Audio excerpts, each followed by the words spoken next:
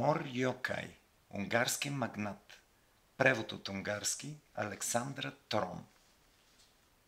Негово благородие се изтегна върху приготвеното легло, слугите смъкнаха бутушите с големи шпори от краката му, едната мома седна до главата му, като прокарваше пръсти през рядката му побеляла коса, а другата, като се разположи до нозете му, започна да ги разтрива с парче бархет.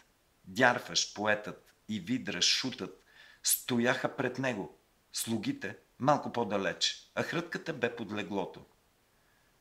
Такова бе обкръжението на един от най-богатите господари в Унгария. Слуги, стражи, шутове, селски моми и хрътки. Всичките обаче бяха все отбрани. Слугите от най-силните мъже сред народа, момите от най-хубавите. Шутът беше от най-черния вид, който можеше да се намери сред циганите, а поетът беше такъв бездарник, какъвто едва ли би могло да се намери в двете родини.